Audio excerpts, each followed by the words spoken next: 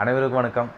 கடந்த கிளாஸில் Indian government act 1935 அந்த சட்டம் என்னென்னலாம் சட்டங்களை கொண்டு வந்தது, என்னென்ன விஷயங்களை அமுல்படுத்துது அப்படிங்கிறத பற்றி பார்த்தோம். என்னென்ன பார்த்தோம்? இரட்டை ஆட்சி முறையை தடை பண்ணிச்சு, டயார்கி கவர்மெண்ட்டை அபாலிஷ் பண்ணிச்சு.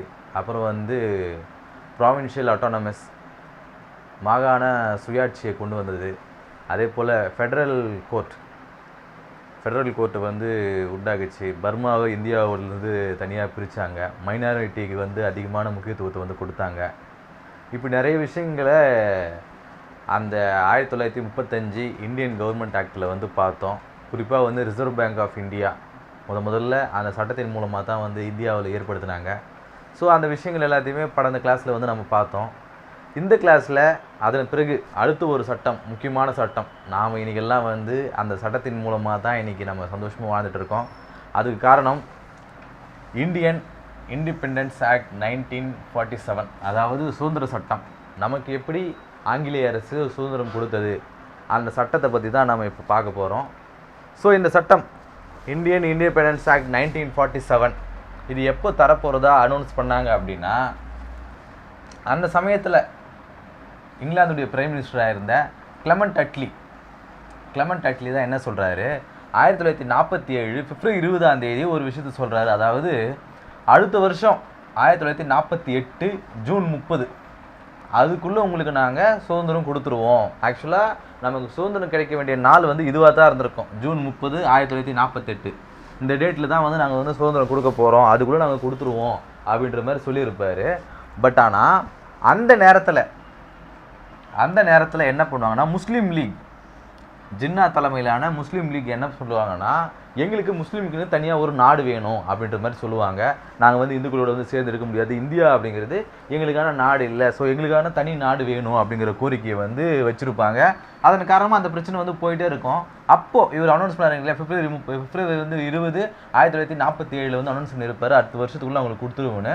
ஆனால் இந்த போராட்டம் தீவிரம் அடையவோ ஜூன் 3 1947 மவுண்ட் பேட்டன் ஒரு அறிக்கையை கொடுப்பாரு. என்னன்னா, நாங்கள் ரெண்டாக பிரித்து கொடுக்குறோம், இந்தியாவுக்கு ஒரு நாடு, இந்தியாவையும் முஸ்லீம்கான நாடும் தனியாக பிரித்து கொடுக்குறோம், முஸ்லீமுக்கான தனியாக ஒரு நாடு, இந்துக்கான ஒரு தனி நாடு அப்படிங்கிறத பிரித்து கொடுக்குறோம் அப்படின்னு சொல்லிட்டு ஜூன் 3 1947 மவுண்ட் பேட்டன் அந்த திட்டத்தை அறிமுகப்படுத்துவார்.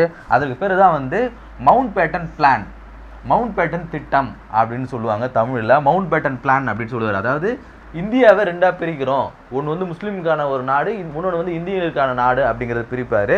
அதுதான் ஜூன் 3 1947 இந்த அறிக்கையை சமர்ப்பித்த உடனே இங்கிலாந்தில் என்ன சொல்லுவாங்க, இதுக்கப்புறம் தான் இந்த பிரச்சனை வச்சு நம்மளால் சமாளிக்க முடியாது, நம்ம டக்குன்னு இந்தியாவுக்கு சுதந்திரம் கொடுத்துருவோம், அவங்களாச்சும் அவங்க சுதந்திரமாச்சு அப்படின்ற மாதிரி முடிவு எடுத்துருவாங்க. அதன் காரணமாக இந்திய சுதந்திர சட்டம் இந்தியன் இண்டிபெண்டன்ஸ் ஆக்ட் 1947 அப்படிங்கிறது இங்கிலாந்து பாராளுமன்றத்தில் 1947 ஜூலை 4 அன்னைக்கு அந்த பில் இங்கிலாந்து பாராளுமன்றத்தில் சப்மிட் பண்ணியிருப்பாங்க. எப்போ? ஜூலை 4. ஜூலை 18 அந்த பில் சட்டமாக மாறும், ஆக்ட். நம்மளுடைய சொல்லியிருப்பேன் நம்மளுடைய ஃபஸ்ட்டு கிளாஸில் பில்லுனா என்ன, ஆக்ட்னா என்ன அப்படிங்கிறது நம்மளுடைய ஃபஸ்ட்டு கிளாஸில் சொல்லியிருப்பேன். ஸோ நம்மளுடைய இந்திய சுதந்திர சட்டம் இங்கிலாந்து பாராளுமன்றத்தில் ஜூலை 4 அந்த பில் சமர்ப்பிக்கப்பட்டது. அதன் பிறகு ஜூலை 18 இங்கிலாந்து பாராளுமன்றத்தால் அந்த மசோதா, பில் அப்படிங்கிற அந்த மசோதா சட்டமாச்சு, ஆக்ட் அப்படிங்கிற சட்டமாச்சு. ஸோ இந்த சட்டத்தின் மூலமாக அவங்க என்ன சொல்கிறாங்க அப்படின்னா, நம்மளுக்கு முன்னாடியே கேள்விப்பட்டிருப்போம், இந்தியாவானது முழுக்க ஆங்கிலேயர்களுடைய கட்டுப்பாட்டில் கிடையாது. நிறைய ஒரு பிரின்ஸ்லி ஸ்டேட் ஒன்று இருந்தது, நிறைய பிரிட்டிஷ் ப்ராவின்சஸ்ன்னு இருந்தது. அதாவது மன்னர்கள் இருப்பாங்க, அவங்க அரசர்களுக்கு வரி கொடுப்பாங்க, அவ்வளோதான். ஆனால் அந்த பகுதிக்கு அவங்க தான் அரசராக இருப்பாங்க. இன்னொரு பகுதிக்கு எந்த ஒரு அரசருமே இருக்க மாட்டாங்க, அது நேரடியான பிரிட்டிஷுடைய கட்டுப்பாட்டில் இருக்கும். ஸோ அந்த மாதிரி பிரிட்டிஷ் ப்ராவின்சஸ்ன்னு இருக்கும், பிரின்ஸ்லி ஸ்டேட்ஸ் அப்படின்னு சொல்லிட்டு 2 பேர் இருப்பாங்க. ஸோ இதை பற்றி நான் டீட்டெயிலாக ஒரு வீடியோ போடுறேன், அப்போ நீங்கள் பார்க்கும்போது உங்களுக்கு நல்லா அது புரிஞ்சிக்கும். இது மாடர்ன் ஹிஸ்ட்ரிலையுமே நீங்கள் தெளிவாக புரிஞ்சுக்கிங்க. அதன் காரணத்தினால இதை நான் ப்ரீஃபாக உங்களுக்கு சொல்கிறேன். ஸோ இந்த British provinces and princely state இருக்குது இல்லையா, இந்த பிரிட்டிஷ் ப்ராவின்ஸுக்கு மட்டும் நாங்கள் சுதந்திரம் கொடுத்துட்றோம், நீங்கள் வேணால் இந்த இந்தியா அப்படிங்கிற அந்த நாட்டுக்குள்ளே நீங்கள் ஜாயின் பண்ணிக்கலாம். யார்? இந்தியாவுக்குள்ளே நீங்கள் ஜாயின் பண்ணிக்கலாம். இல்லைன்னா நீங்கள் தனியாகவே இருந்துக்கலாம் அப்படின்ற மாதிரி சொல்கிறாங்க. அதாவது அந்த அரசர்களாக தனியாக வந்து ஆட்சி புரிஞ்சுட்டு இருப்பாங்க இல்லையா, பிரின்ஸ்லி ஸ்டேட்ஸ் அப்படின்னு சொல்லிட்டு, நீங்கள் வேணும்னா இந்தியா கூட வந்து ஜாயின் பண்ணிக்கலாம், இல்லை நீங்கள் வந்து தனியாகவே இருக்கலாம் அப்படிங்கிற மாதிரி சொல்லுவாங்க. ஸோ அதுதான் அந்த பிரின்ஸ்லி ஸ்டேட்ஸ்லாம் வந்து தனியாகவே நீங்கள் இருக்கலாம், ரிமைன் இல்லைனா வந்து நீங்கள் ஜாயின் பண்ணிக்கலாம் அப்படின்ற மாதிரி சொல்லுவாங்க. ஸோ அதன் பிறகு இப்போது இந்துக்களுக்கும் முஸ்லீம்களுக்கும் வந்து தனியாக வந்து நாடு வேணும் அப்படின்னு கேட்டிருப்பாங்க இல்லையா, தனியாக எங்களுக்கு வந்து பாகிஸ்தான் அப்படிங்கிற ஒரு நாடு வேணும்னு கேட்டிருப்பாங்க இல்லையா. ஸோ அதன் காரணமாக ஒரு கமிட்டி வந்து ஆரம்பிச்சிருப்பாங்க, பவுண்ட்ரி கமிஷன் அப்படிங்கிற ஒரு கமிஷன் வந்து ஆரம்பிச்சிருப்பாங்க. அதோடைய சீஃப் பர்சன் யார் அப்படின்னா ராட்க்ளிஃப் அப்படிங்கிறவர். ராட்க்ளிஃப் தலைமையிலான ஒரு பவுண்ட்ரி கமிஷன், எல்லை கமிஷன், அந்த எல்லையை பிரிக்கிறதுக்காக ஒரு கமிஷன் வந்து உருவாக்குவாங்க. அவங்க தான் வந்து இந்தியாவுக்கு இந்த பகுதியெல்லாம் வந்து இந்தியர்களுக்கு சேர்ந்தது, இந்த பகுதியெல்லாம் வந்து பாகிஸ்தானுக்கு சேர்ந்தது அப்படிங்கிறத வந்து ராட்க்ளிஃப் அவர்கள் தலைமையிலான ஒரு கமிஷன் தான் வந்து அமைக்கப்பட்டிருப்பாங்க. அவர் வந்து எவ்வளோ போராடி பார்ப்பார். இந்தியா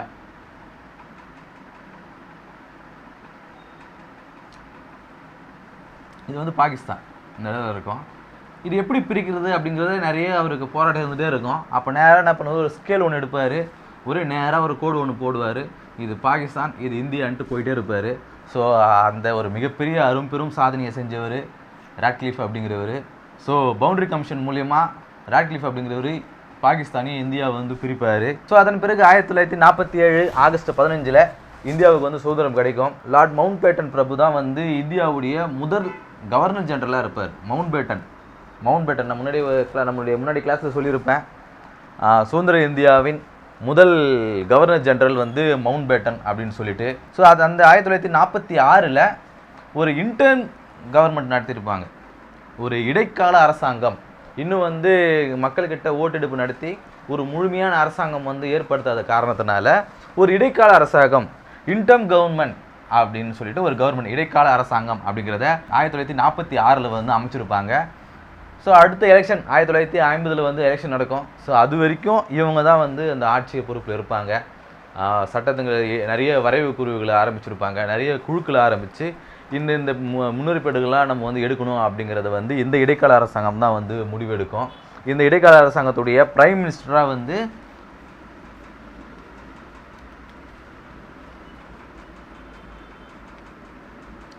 நேரு அவர்கள் இருப்பார். இந்த இடைக்கால அரசாங்கத்துடைய முதல் கவர்னர் ஜெனரலாக மவுண்ட் பேட்டன் வந்து இருப்பார். ஸோ இந்த கிளாஸில் இந்தியன் இண்டிபெண்டன்ஸ் ஆக்ட் 1947 என்னெல்லாம் நடந்துச்சு அப்படிங்கிறத பற்றி பார்த்தோம். ஸோ 1947 பிப்ரவரி 20 இங்கிலாந்துடைய பிரைம் மினிஸ்டரான கிளெமெண்ட் அட்லி 1948 ஜூன் 30 இந்தியாவுக்கு சுதந்திரம் கொடுப்போம் அப்படின்னு சொல்கிறாரு. ஸோ அதன் காரணமாக முஸ்லீம் லீக் சேர்ந்தவங்க முஸ்லீம் லீக்கு தனி நாடு வேணும் அப்படின்னு ஒரு கோரிக்கையை ஏற்படுத்துகிறாங்க. அந்த போராட்டம் ரொம்ப தீவிரமடையுது. அதன் காரணமாக மவுண்ட் பேட்டன் ஒரு திட்டத்தை வந்து அறிமுகப்படுத்துகிறாரு. அதுதான் வந்து மவுண்ட் பேட்டன் பிளான் அப்படிங்கிற திட்டம் 1947 ஜூன் 3 வந்து அறிமுகப்படுத்துகிறார். அதன் காரணமாக இந்தியாவை பாகிஸ்தானுக்கு ஒரு நாடாகவும் இந்துக்களுக்கு ஒரு நாடாகவும் பிரித்து கொடுக்கணும் அப்படின்னு முடிவு பண்ணுறாரு. ஸோ இதன் காரணமாக இந்தியாவுக்கு வந்து சுதந்திரம் கொடுக்கலாம் அப்படின்னு முடிவு பண்ணுறாங்க. அந்த பில்லு வந்து 1947 ஜூலை 4 இங்கிலாந்து பாராளுமன்றத்தில் அந்த பில்லு வந்து சப்மிட் ஆகுது. ஜூலை 18 அந்த பில்லு வந்து சட்டமாகுது, ஆக்டாக மாறுது. அதன் மூலமாக ஆகஸ்ட் 15 இந்தியாவுக்கு வந்து சுதந்திரம் கொடுக்குறாங்க. ஸோ பிரின்ஸ்லி ஸ்டேட்ஸ்லாம் வந்து இந்தியாவோடு நீங்கள் ஜாயின் பண்ணிக்கலாம், அதெல்லாம் வந்து இல்லைனா நீங்கள் தனியாக ரிமைனிங், நீங்கள் தனியாக வந்து சுதந்திரமான ஒரு பகுதியாகவே இருக்கலாம், நீங்கள் வந்து ஜாயின் பண்ணிக்கலாம் அப்படின்ற மாதிரி சொல்கிறாங்க. சுதந்திர இந்தியாவுடைய முதல் கவர்னர் ஜெனரலாக மவுண்ட் பேட்டன் வந்து இருக்கிறாரு. ஸோ 1946 ஒரு இன்டர்ம் கவர்மெண்ட் வந்து ஏற்படுத்துகிறாங்க. அந்த இன்டர்ம் கவர்மெண்ட்டோட முதல் பிரைம் மினிஸ்டராக வந்து நேரு இருக்கார். இந்த கிளாஸில் இந்தியன் இண்டிபெண்டன்ஸ் ஆக்ட் 1947 என்னென்னலாம் வந்து அறிமுகப்படுத்தினாங்க அப்படிங்கிறத இந்த கிளாஸில் பார்த்தோம். இதோடு வந்து கான்ஸ்டியூஷனுடைய ஒரு ஹிஸ்டாரிக்கல் பேக்ரவுண்ட் வந்து முடியுது. அடுத்த கிளாஸில் கான்ஸ்டியூஷன் வந்து எப்படி உருவாக்குனாங்க, அது எந்த மாதிரியான குழுக்கள் அமைச்சாங்க, எப்படி வந்து அந்த கான்ஸ்டியூஷனில் ஸ்டெப் பை ஸ்டெப் ஆரம்பித்தாங்க, என்னென்ன மாதிரியான சிக்கல்கள்லாம் வந்து அந்த கான்ஸ்டியூஷனை உருவாக்கும் போது இருந்தது அப்படிங்கிறத நம்ம அடுத்த கிளாஸில் பார்ப்போம். நன்றி.